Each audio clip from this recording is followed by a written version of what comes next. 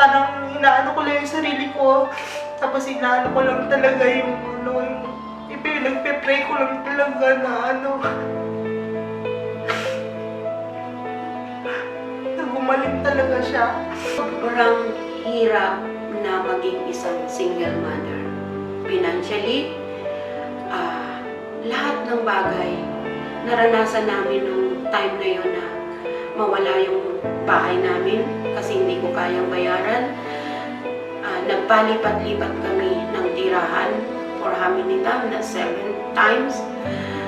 So, masakit kasi makita yung anak mo na ganun yung sabihan ka niya, you don't love me. I was like, why are you saying that? You know, kasi in our hearts, mahal na mahal. Kasi siya, first baby namin eh. Love na love namin siya, you know. Dahil sa kanya, naging mami ako, naging parent ako. So, marinig yun, it's like, why God? Bakit niya ako sinasabihan ng ganito?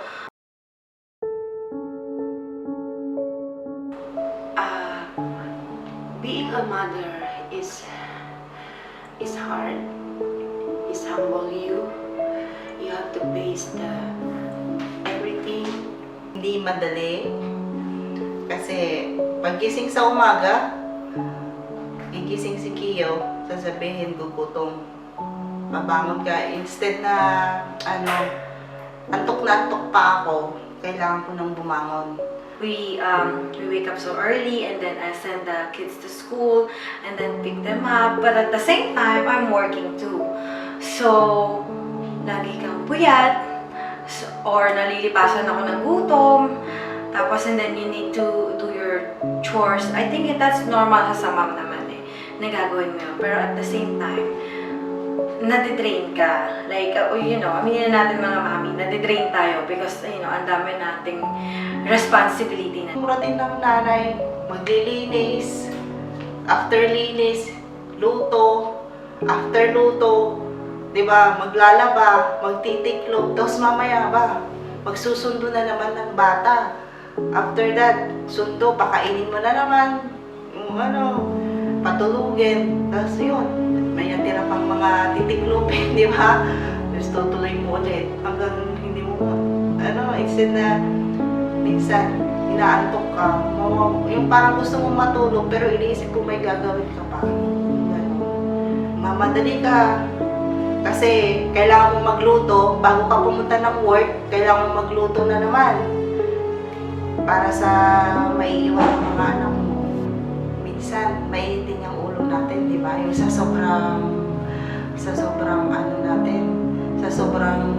pagod din.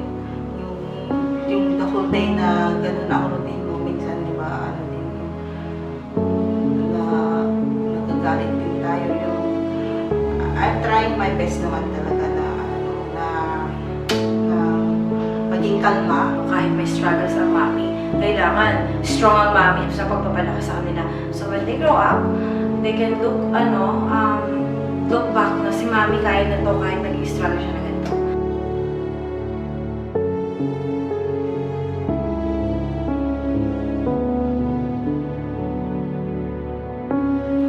It happened on 2008 when my life-changing or separate to the person that lagi ako naka-depend sa kanya.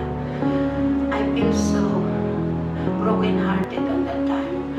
Hindi ko alam kung saan ako mag-i-start.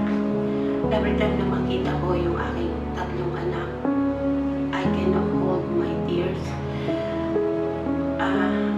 Wala akong magawa. I have to face it. And I have to be strong for my 3 kids. And until I realized that I had to pick another job. And hard for me that time kasi kailangan kong iwan sila. Marami akong na-miss na activities sa kanila, lalo na sa school. Pero I have to sacrifice it kasi nga para matugunan ko yung kanilang pangangailangan sa araw-araw. Until dumating yung oras na awa na give up sa sobrang may mga kaibigan ako na very supportive, pero hindi ko pa rin makita yung kailangan on time na sa financial at sa lahat ng bagay na aking kailangan. Until one day ay nakatulog ako at nanaginip ako na hindi ko alam kung anong meaning noon, na nakita ko na isang lugar na pinakita sa akin yung living room. And nung magising ako, parang natanong ko, sabi ko, Lord, anong ibig sabihin nun? Until one of my friend asked me kung gusto ko lang magpa-pray over sa isang pastor. Then I say yes right away, because on that time I realized na talagang kailangan ko ng prayer. So nagpunta kami, at when I get inside to the house, nakita ko yung sa panaginip ko, talagang yung living room. So sabi ko, Lord, ito ba yun? Hanggang pray over nila ako. And that time talagang umiyak ako sa Panginoon nung ko naramdaman yung kulang na hinahanap ko. And since then, nagpatuloy ako hanggang sa naging kasama ko na may 3 anak ko. Doon kami nag-spend ng oras sa paglilingkod sa Panginoon. At doon hanggang sa nagpatuloy kami, yung lahat ng worries ko sa mga anak ko, na dahil naiiwanan ko sila sa bahay, salamat sa kanila kasi ginayad nila ang aking mga anak, at ngayon lumaki sila na may takot sa Diyos. Being a mother, sobra talaga yung worried, kasi habang lumalaki yung anak mo, lalo na wala sila sa piling mo, you always nasa trabaho, ang communication niyo lang ay sa telepono. Kaya doon lang ako kumapit ng mundo sa Panginoon, na wala akong ibang pagkakatiwalaan kundi ang Panginoon. So to be in short, hanggang sa naging normal yung takbo ng aming buhay, hanggang sa dumating ulit yung time na nawala na kami ng time na pumunta ng church sa sobrang busy. Araw ng linggo, I need to work, hanggang sa masasabi kong nahiwalay muli kami sa Panginoon. Until na eto, natagpuan kong muli ang Freedom Ministry, na muling doon nanumbalik yung aking pananampalataya sa Diyos, yung aking hinahanap at kakulangan sa buhay ko. So, ngunit nung habang ako'y nagpapatuloy na maglingkod, every time na manalangin ako, nakikinig ako ng sermon, lagi akong lumuluha, kasi iniisip ko na sana naririnig ng mga anak ko ang sermon na to, kasi talagang kailangan nila yun. Hanggang sa dumating yung araw na sabi ko, I invite them na mag-Bible study sa bahay. Kasi yun lang ang alam kong paraan na marinig ng mga anak ko ang praise ni Pastor Liz. Hanggang lumipas ang araw, linggo, hanggang sa naging kasama ko na ang 2 kong anak na lalaki. Kaya sobrang yung kasiyahan na nasa puso ko, na talagang matagal ko nang hinahanap, noon ko na naramdaman. Kaya sobrang salamat sa Panginoon na simula hanggang bata, hanggang sa ngayon, ang Panginoon ang patuloy na gumabay sa mga bata. Nawawala man kami, ngunit ibinabalik kami ng Panginoon. Biggest na pinagdaanan ko, yung about kay Kiyo, yung tungkol sa niya, sa health niya. Sa nanay na may sakit ang anak, mahirap, napakahirap. Para sa akin, minsan, kahit nagdadrive ako, umiiyak ako pag nalala ko si Kiyo. yun yung simula nung kahit magkwento ako kay Aileen na minsan, umiyak ka na naman. Kahit nga pagpapunta ako dito, ano bang sasabihin ko? Pag naisip ko siya, talagang naluluha talaga ako. Tinabihan siya na yung baby that has pulmonary hypertension, they pass away, ganyan. Yun ang lagi kong nasa isip yung, kasi tapos sinabi ng doktor na na lifetime yung condition niya, di ba? Paano na pag wala ako, di ba? Like, iniisip ko yun, tapos di ba yung mitochondrial niya, tapos nakita ko kasi, di ba, yung lifespan niya is until 9 years old. Yun ang ko. Yun ang natatakot talaga ako.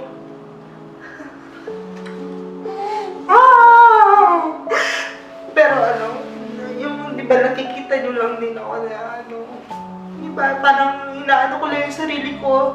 Tapos inaano ko lang talaga yung nagpe-pray ko lang talaga na nagumaling talaga siya. Tapos, di ba sinabi, naano ko na din naman yung miracle ni Lord na kasi nga, yung cardiologist niya sinabi na yung at the age of 1, yun din, di ba, namamatay, they pass away. Pero di ba si Kiyo 4 years old na. Tapos, tapos laging sinasabi ng doktor na you did a good job. Siyempre, talagang pinagpalit ko yung work para maalagaan si Kiyo, di ba? Pero nung ulit siya ng genetic test, kasi tinitingnan nila saan galing yung sakit niya, yung parang ganun. Tapos nalaman namin another, di ba, yung mitochondrial disease na naman. Kaya talagang pag may appointment siya, naiiyak din ako. Umiyak talaga ako sa harap ng doktor sa mitochondrial niya. Kasi di ba kahit okay naman siya, di ba? Parang wala siyang sakit, ganyan na. Pero kasi pagka lalo na pag-echo, dati walang progress, yung ganun. Talagang nalulungkot talaga ako. Sabi ko, Lord, ano pang kailangan kong gawin? Yung parang ganun talaga ako. Tapos ngayon, sa awa ng Diyos naman, yung, di ba, may improvement siya. Pero, dahil mo yung nakatatak sa isip mo yung lifespan, yung ganun. Pero, I believe naman talaga na si Lord naman talaga, kasi nga, di ba, sabi pa nga, may ano ba yun? Ano ba tawag doon? Hypotonia, may hypotonia pa siya, di ba? Yung bones, ako kasi, dati hindi ako ma-research. Tapos ngayon, yung hypotonia, nag-research na naman ako. Baby pa lang siya, nag-research ako. Tapos sabi yung, may hypotonia na baby, they live, sa wheelchair for the rest of their life. Kaya sabi ko noon, tuwing physical therapy ni Kiyo, talagang, sabi ko, naku, maglakad ka, yung talagang inano ko siya. Tapos yun, sa awa ng Diyos talaga, tingnan, di ba, nakakalakad siya, yung ganun. Yeah. Talaga, ayun ako, alam mo, parang inaaliw-aliw ko lang yung sarili ko, yung hindi lang yung hindi nila pagsisimba talagang minsan. Kaya, pag may napapanood akong mga bata tapos naisip ko yung anak ko, talagang iyak-iyak talaga ako kasi ko yung pinagdadaanan ng mga nanay na ang hirap talaga na tapos yung mga anak mo is ayaw magsasama sa pag nagpupunta ng church. Hirap na hirap ako, pati asawa ko. Yun yung talagang pinagpapray ko na yung makalapit sila kay Lord. My only baby girl. Kasi may pinagdadaanan kami sa kanya na which is, naging part din kami kung bakit siya nandun sa situation ngayon. But she's doing good right now. Pero yung process na yun, it's so hard because you're so hopeless. Like, even though you ask to your friends, you ask to your parents, they giving you advices. Pero once you're in there, you know, dun sa posisyon na yun, ang hirap kasi hindi mo alam kung kanino ka makikinig, kanino ka lalapit, sinong susundan mo ng advice. Kasi sila, iba-iba naman yung situation, iba-iba yung response ng mga bata. Yung kay JC is, that time, I'm scared. Like kami mag-asawa, I'm scared. Kasi parang you ask yourself, ano ba, nagkulang ba kami, sobrahan ba kami ng pagmamahal, kulang ng pagmamahal, sobra ba sa attention, nagkulang sa attention, or nagsiselos ba siya sa iba niyang kapatid kasi nabibigyan namin ng attention din. So, since she's the only girl, siya yung like bago masundan is matagal pa. So, nakita ko rin yung pagsiselos niya nung dumating si Zion. Pero I always explain it to them. Lalo na sa kanya kasi siya yung ate, siya yung eldest talaga. So, masakit kasi makita yung anak mo na ganun yung sabihan ka na, oh, you don't love me. I was like, why are you saying that? You know, kasi in our hearts, mahal na mahal. Kasi siya, first baby namin eh. Love na love namin siya, you know. Dahil sa kanya, naging mami ako, naging parent ako. So, marinig yun, it's like, why God? Bakit niya ako sinasabihan ng gato? So, syempre, yung ginawa ko na lang is, you know, I just prayed. And then, hinata ko rin siya na we prayed din na, hey, pray tayo na sabay. Kahit nag-iiyakan na kami dalawa sa struggles na yon, like nag-give up na siya sa life niya. Sabi ko, no, kung hindi nag-give up sa'yo eh, then wala akong mag-give up, ano, diba? Ba't ka mag-give up sa kanya? You know, sa sarili mo, you know. Yun. So, ayun, yun lang. You know, I just cried to my husband. Yeah, tsaka sa kanya, na sino ko sa kanya na, hey, you're hurting us. Okay, but at the end of everything, kasi pag na-drain na ako, I just go to our room, and then I sit down and pray. And then, pag hindi pa, talaga I open my Bible. Like, you know, and then I pray na, hey, Lord, bring me sa right verse. Kasi nade-drain na ako. Like, ayoko na gawin, napapagod na ako. Yung ganon. Tapos ayun, tapos magbubukas ako ng Bible. And alam mo yun, everything goes madaan. Yun, tapos hindi, tapos okay na ulit.